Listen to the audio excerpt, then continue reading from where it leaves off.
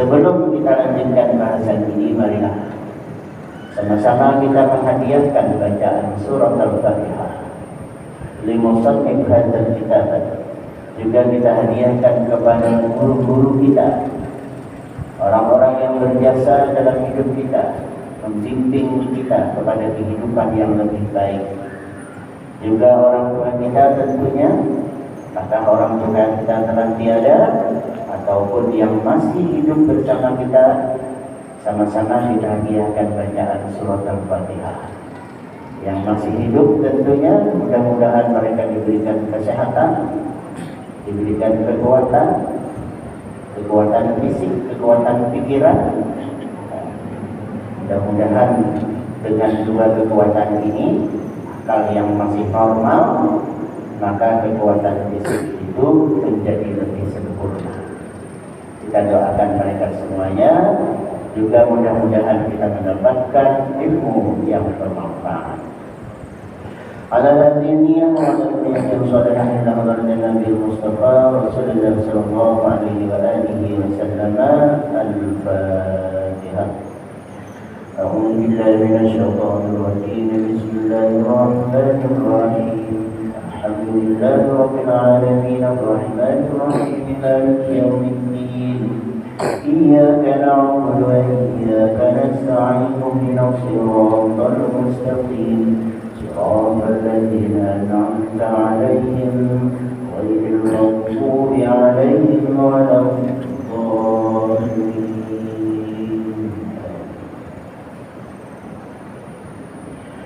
بسم الله الرحمن الرحيم. قال المصنف رحمه الله ونفعنا بعلومه.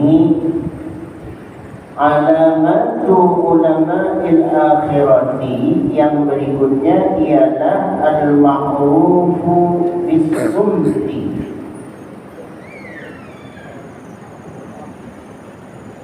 Sudah kita bahas ini. Bis-sumti sudah ya, minggu lalu ya. Al-ma'rufu bil-zikri wal-ma'rufu bil-bukai min khasyatillah. Tanda-tanda ulamaul akhirah itu dari sekian banyak tanda-tandanya yang kita ketahui sebelumnya, al-ma'ruf bil khair, al-ma'ruf bis shalah, dikenal dengan kebaikannya yang mumpuni, gitu ya, bahasa sekarang mumpuni, yang kredibilitasnya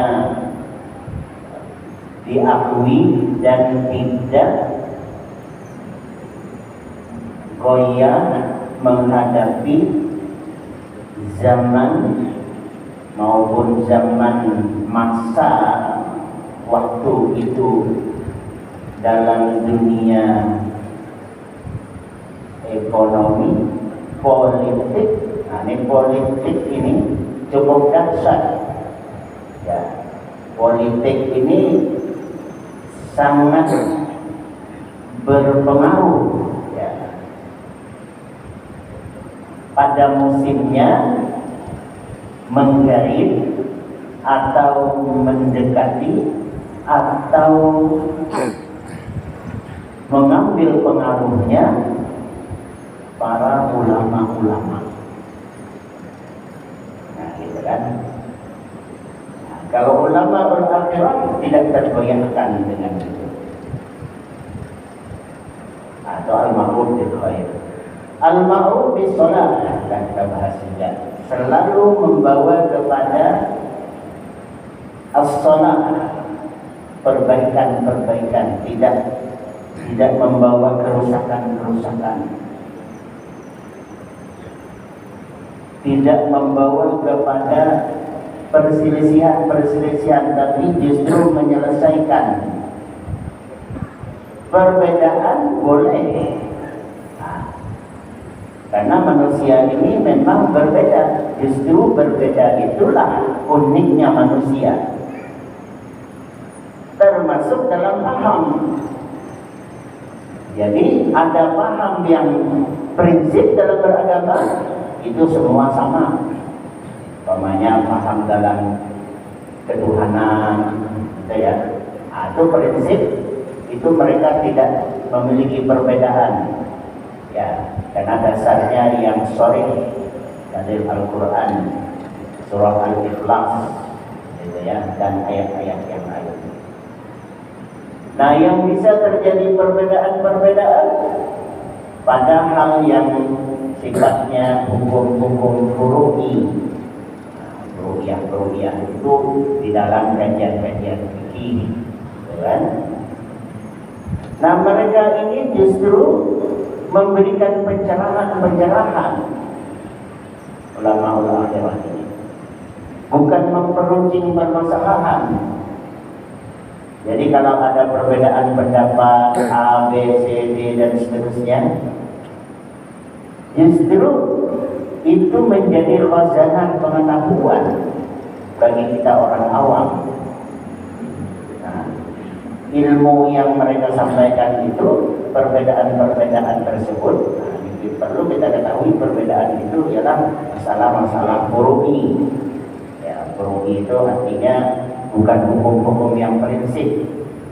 Nah, prinsip itu seperti sholat 5 waktu, Isya 4 rakaat, Maghrib 3, Asar 4, Zuhur 4, Subuh 2, dengan hal yang sudah prinsip, ya, yang mereka telah menyepakati bersama, ya, hukum-hukum yang sifatnya final.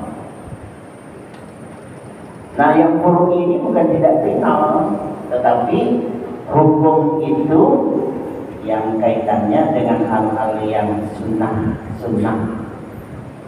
Nah, tapi ada pijakan-pijakan kita berpegang ke salah satu di antara pendapat-pendapat yang berbeda-beda tersebut. Nah, kita ikut yang mana nih? Nah, kalau sudah furu'i ini, nah, ulama akhirah ini mengajarkan kepada kita berpeganglah kepada imam yang sudah kita yakini dan bahkan kita ikuti secara turun-temurun, umpamanya dalam kajian Madzhabul Arba'ah. Kalau kita sudah Syafi'i, kita ikut Syafi'i, begitu. Tetapi tidak menyalahkan pendapat imam yang lain dalam hal furu'i. Ada mazhab Hambali, Maliki, dan juga tentu ya, juga ada Imam Hanafi yang lebih tua. Nah, kita contohnya boleh mengikuti dalam suatu ibadah tertentu dalam hal furu'i ini kepada cara mazhab yang lain, dan kita tetap sebagai orang Asy-Syafi'i namun mengikuti cara ibadahnya mazhab yang lain ini tentu dengan ilmu pengetahuan. Jadi tidak asal ikut begitu, apalagi menyalahkan. Nah, gitu. Ya, kalau umpamanya kita mau ikut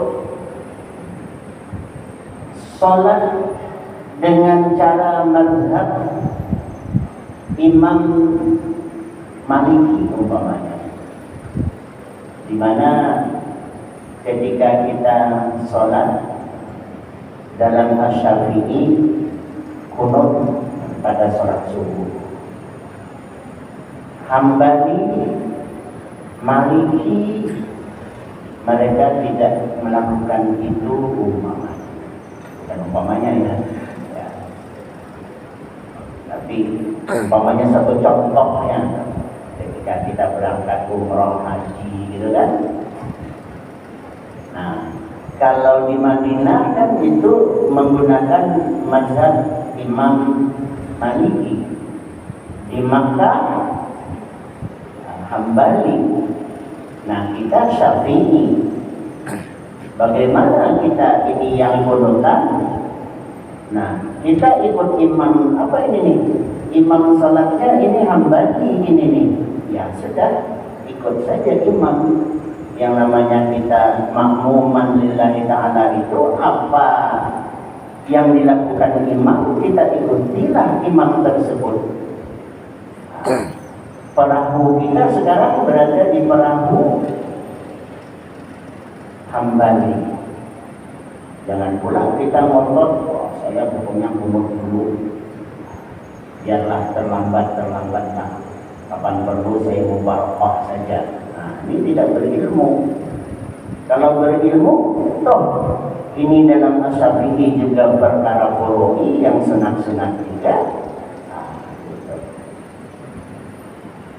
Nah, itu satu contoh.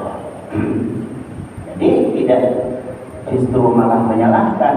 Kan kalau imam ulama akhirah ini dia memberikan khazanah pengetahuan. Nah, ini pendapat imam ini seperti ini, imam itu, imam yang sana begini.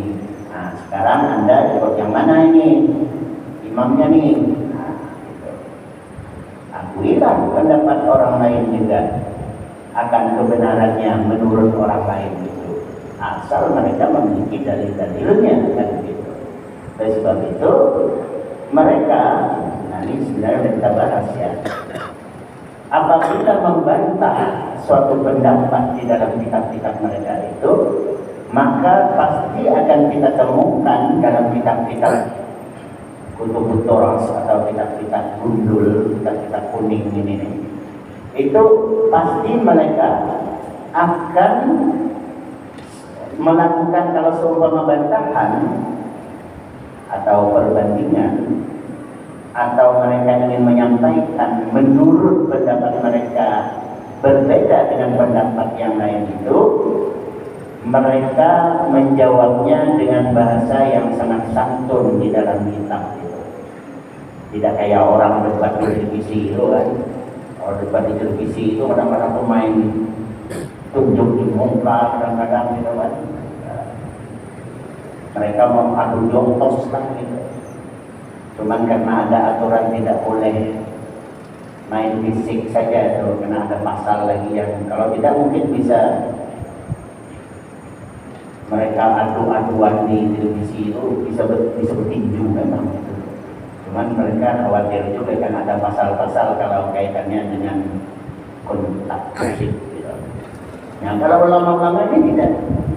Mereka selalu bisa kita temukan apabila mereka melakukan bantahan atau tidak sesuai dengan pendapat yang lain itu, jawaban mereka ialah la'anlah sawaban. InsyaAllah tuh setiap kitab-kitab mereka itu akan kita temukan seperti itu jawabannya. La'anlah sawaban. Apa artinya la'anlah sawaban itu? Mudah, kalau bahasa sederhana kita, la'anlah as-sawaban. Mudah-mudahan yang benar itu nih seperti ini. Semoga yang benar itu ya ini. Kan istilahnya tuh mereka punya pegangan, punya pendapat, tapi tidak frontal menyalahkan yang lain. Nah, menurut kami ini yang benar seperti ini. Bahasanya dalam kitab itu. Nah, ini ulama-ulama akhirah ini. Jadi mereka selalu membawa kepada as-shalah, perdamaian, bukan pertikaian, bukan apa namanya, ya semakin membuat orang pengikut-pengikut ini menjadi fanatisme yang membunta sehingga menyalahkan orang lain secara frontal pula. Ulama dunia itu adalah kelompok yang benar-benar begitu. Tapi kalau ulama akhirah tidak demikian. Nah, jadi kalau sudah kaitannya dengan adu fisik antar ormas, antar golongan, nah ini ulama ini tampil nih untuk meredam pengikut-pengikut fanatiknya gitu. Nah, ini ulama akhirah seperti itu. Mungkin kita kebayang dulu ketika Gus Dur dilengserkan jadi presiden itu kan ada pasukan berani mati itu dari Jawa Timur, dari Jawa Tengah, terutama Jawa Timur mau datang ke Jakarta yang mereka istilahkan tuh pasukan berani mati gitu, membela Gus Dur gitu kan. Tapi satu kata saja Gus Dur katakan, jangan berangkat. Namanya mereka pengikut setia tadi. Kalau pimpinan ulama mereka mengatakan jangan, ya jangan. Itu pengaruh ulama besar kan seperti itu. Nah, mudah-mudahan pengaruh beliau itu juga satu di antara ciri-ciri ulama akhirah. Nah, kalau mau bawaan sakit hati dilengserkan jadi orang nomor satu ya. Wah, ini memang kapan lagi ini saya mengerahkan kekuatan ini. Wah, itu bisa amburadul negeri dibuat jawab itu kan. Nah, itulah tuh. Jadi ulama akhirah itu selalu mendamaikan, membuat umat ini menjadi damai, tentram, kehidupan menjadi nyaman, gitu kan. Jadi kalau ada ulama-ulama dalam ceramahnya membenturkan ya antar kelompok ini dengan kelompok lainnya, ya dia ada juga membentengi benturan. Ini orang ini serbu terus ini, kalau kita diam aja nih bisa lemah juga kita ini. Nah, gitu. Maka harus melakukan pertahanan. Orang sentil terus ini salah, itu salah, apa salah gitu kan. Nah, kalau kita diam saja, wah ini bahaya juga. Jadi harus lakukan perlawanan dalam tanda kutip, bukan melawan yang merusak itu tadi ya, tetapi adalah mencerahkan umat.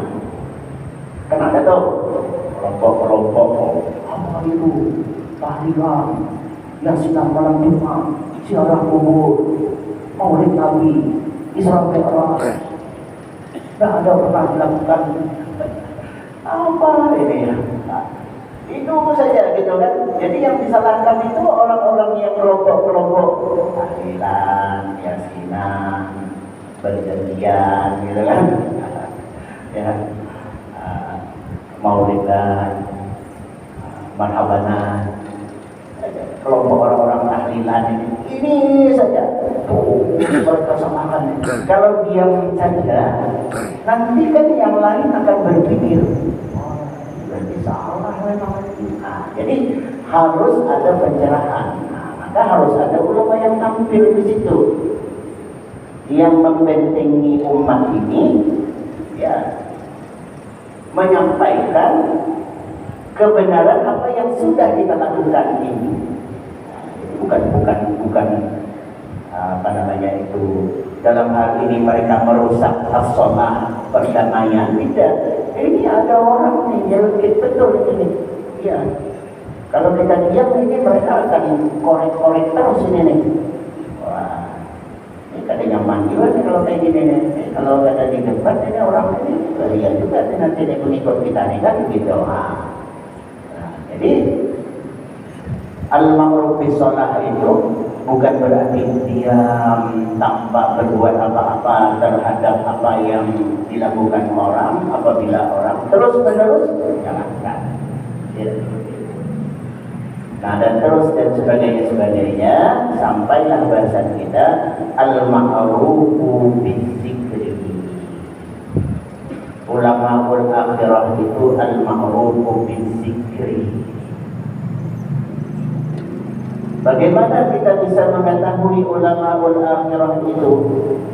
Dikenal mereka itu bizikri. Apa itu zikri? Ay zikrullah.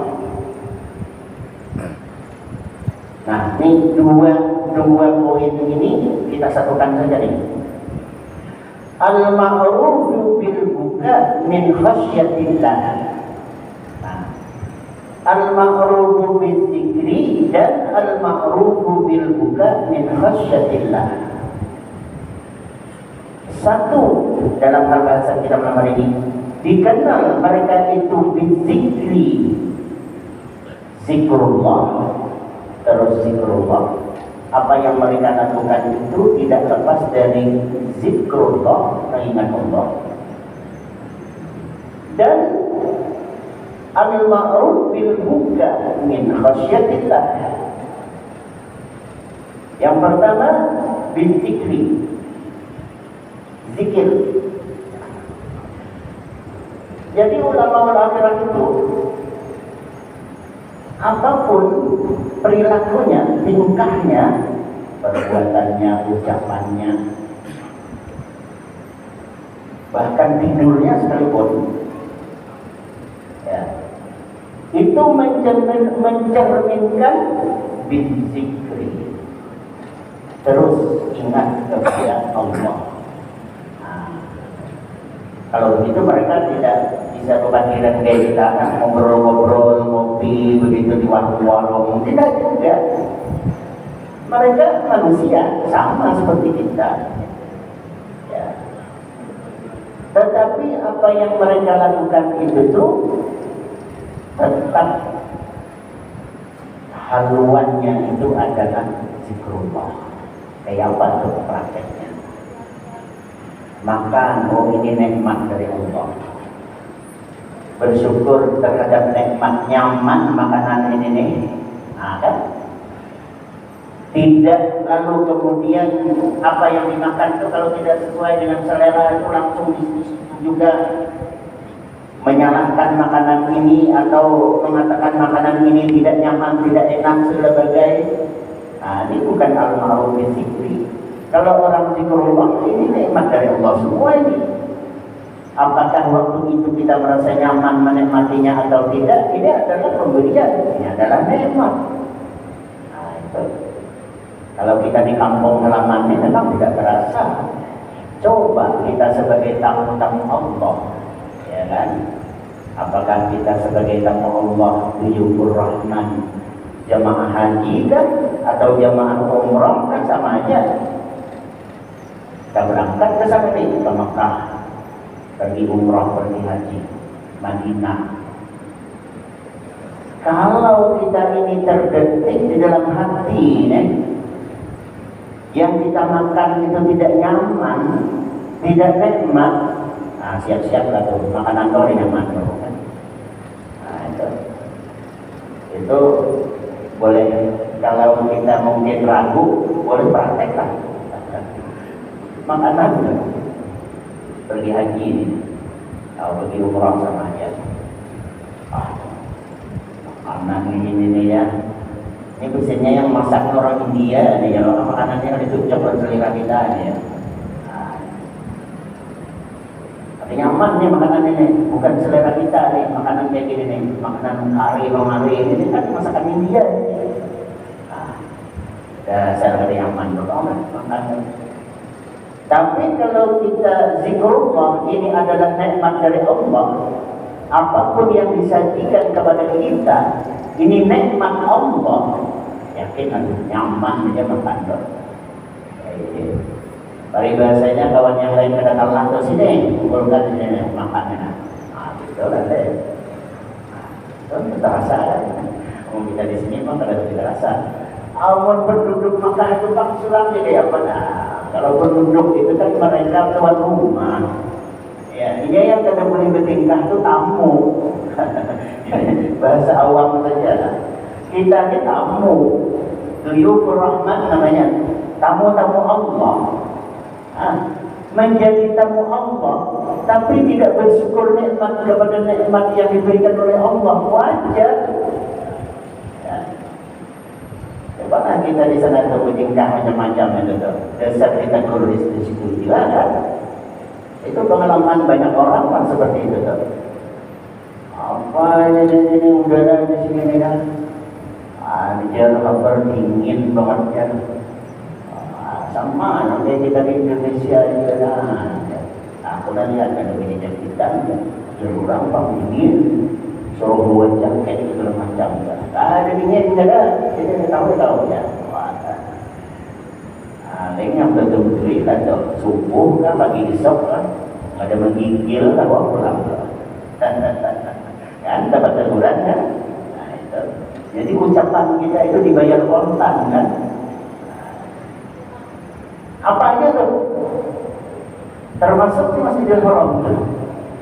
Wah ya rasanya mungkin ini dia orang bisa sasak tuh, ada mungkin sasak ada tuh. Itu pintu nomor 50, itu 40, itu 39 kan.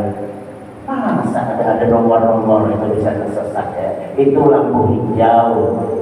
Ini sebelum kan secara rasional kalau tersesat kan. Tidak ada semuanya itu tuh. Ada macam sesatnya ini. Tapi kesombongan kita itu bisa dibayar kontan. Entah kenapa kan, entah ada kelihatan kan nomor itu. Padahal orang melihatnya, kita ada melihat nomor. Nah, itu. Ini apa penyebabnya nih? Penyebabnya ialah tidak menghadirkan zikrullah di hati kita ada. Selalu kita itu merasa apa ya, akunya gitu. Jadi kalau kita itu sudah aku, kejadian sebelumnya gitu, tawadhu gitu, lawan katanya takabur itu bagian daripada sifat-sifat iblis laknat Allah. Kita kalau sudah hilang tawadhunya, maka yang terjadi adalah sebaliknya, takabur. Takabur itu merasa lebih saja dari orang, sedikit saja lebih dari orang rata-rata. Aku hafal banget baca lawan Makkahnya, jalan apa aja nama mana yang hafal banget apanya. Kan gitu tau. Merasa wah, pokoknya segala sesuatunya tuh kita tuh sudah terbiasa aman gitu kan. Tapi sedikit saja kalau Tuhan mau menjadikan kita itu lupa saja, ya itu ya sudahlah. Entah tidak melihatkah, entah kita tidak mendengar, entah kita tidak paham, ada aja. Itu contohnya ya. Jadi ulama akhirah ini, apapun mereka kondisinya itu, duduknya, berdirinya, makannya, semuanya pekerjaannya itu mereka terus menghadirkan zikrullah. Jadi hadirnya kebesaran Allah pada mereka itu. Nah sehingga muncullah kesan mereka itu sifat sebelumnya, yaitu asumtu, banyak diam. Jadi tidak kayak kita ngawur ngidul ngobrol kemana-mana, tidak tentu arah gitu kan. Apalagi para penghafal Quran itu biasanya tuh kadang-kadang kalau kita ngobrol itu tuh mereka apa yang diam, kita malu sendiri, supan surang kita bukan di orang-orang. Karena mereka jawab juga obrolan kita atau pandiran kita, mereka jawab. Tapi mulut mereka itu di sela-sela di mana kita. Kalau kita kan kalau diam diaman gitu kan, kalau mau pandir gitu kan. Mulut mereka itu hafalan. Coba perhatikan kan, penghafal Quran. Begitu. Maka sehingga kesannya mereka itu berdiam. Tidak banyak bicara ya. Tidak ceplas-ceplos, tidak asal bicara. Jadi asumtu azikru itu nyambung saja itu. Ketika mereka dalam kesendirian, nah ini lebih dahsyat lagi. Apa itu? Mereka al-ma'rufu bil bukai min khasyatillah. Al-ma'rufu bil buka, mereka itu dikenal dengan al-buka.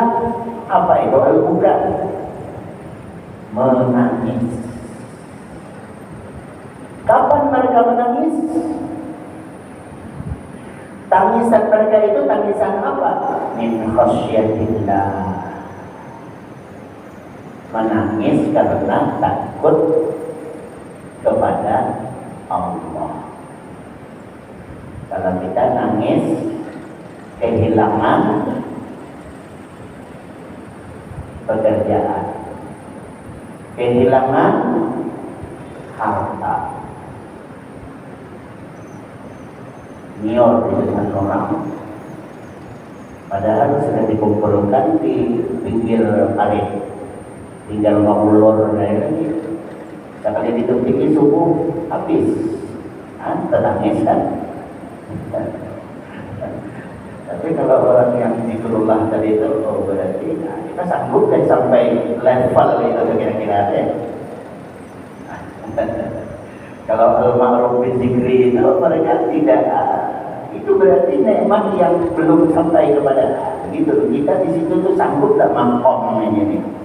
Nah gitu. Jadi al-ma'ruf bil munkar min khasyatillah mereka itu kalau takut karena dosa, iya pasti. Ya. Tetapi bisa menangis itu karena merindukan nikmat. Nah itu. Kalau merasa bersalah, bagus kan? Ya. Jadi kita ini merasa dalam hal yang negatif itu bagus. Merasa salah, merasa berdosa, merasa kurang, merasa tidak berilmu, merasa tidak pintar, itu bagus kan? Nah, merasa ya, tapi tidak berilmu, kurang segala bagai itu tidak bagus, tidak bagus. Maka kita harus menuntut ilmu, maka kita harus pintar, maka kita harus berharta dan seterusnya dan seterusnya. Tapi kalau kita sebaliknya yang baik-baik cuma merasa, itu tidak bagus. Alim bagus, merasa alim, nah ada bagus. Alim itu bagus, orang alim bagus, merasa alim, nah jadi itu modelnya. Jadi tidak bagus. Pintar, bagus. Cerdas, bagus. Merasa pintar, merasa cerdas, nah ini menjadi tidak bagus. Merasa pintar, nah jadi kalau yang baik-baik itu tuh, jadi kalau cuma merasa tidak bagus. Tapi kalau yang tidak baik merasa itu justru bagus. Merasa kurang, ayo kita belajar. Kurang dalam hal apa? Dalam hal harta. Ayo usaha, ayo kerja, kan gitu. Nah, sudahlah miskin, nggak ada merasa miskin pula. Ya, kalau merasa miskin itu bagus, berarti harus berusaha, sadar berarti. Ini awak miskin, tapi nggak ada merasa miskin. Apalagi masuk kaya orang kaya. Nah, jadi merasa itu bagus dalam hal yang sifatnya kurang tadi itu. Jadi mereka yang ulama-ulama akhirah ini bukan menangis mereka itu min khasyatillah, takut kepada Allah itu pengertiannya karena kita manusia ini berdosa itu pasti. Nah, takut karena dosa-dosa kita, gitu kan? Bagaimana, apakah taubat kita diampuni apa tidak? Nah, takut itu. Ada juga nangis itu karena merindukan nikmat, merindukan apakah kita bagian dari ahli surga, gitu kan? Nah itu. Jadi mereka di situ berada pada al-ma'ruf bil buka min khasyatillah itu. Nanti kita sesuaikan dengan hadis Rasulullah SAW. Ada 4 golongan, yang mana 4 golongan, ada 7 golongan ya. 7 golongan itu dalam lindungan Allah Subhanahu wa taala di hari tidak ada perlindungan kecuali hanya perlindungan dari Allah. Itu ada hadis riwayat Imam Bukhari Muslim dari Abi Hurairah. Insyaallah akan dilanjutkan mudah-mudahan pertemuan sebelum nanti. Atas kekurangan mohon maaf, saya kira sampai di sinilah pertemuan kita malam hari ini. Mudah-mudahan ada manfaatnya dan terima kasih. Wallahul muwaffiq ila aqwamit thoriq. Billahi taufiq wal hidayah. Wassalamualaikum warahmatullahi wabarakatuh. Bismillahirrahmanirrahim. Alhamdulillahirrahmanirrahim. Assalamualaikum warahmatullahi wabarakatuh. Mahmuman wa tabarrukan min ba'di khalqan ma'suman. Allahumma la taj'al fina wa la ma'ana safiyya wa la mahruman. Rabbana atina fid dunya hasanatan wa fil akhirati hasanatan wa qina adzaban nar. Sallallahu alaihi wasallam wa ala alihi wa sahbihi wa sallam. Alhamdulillahirabbil alamin. Taqabbalallahu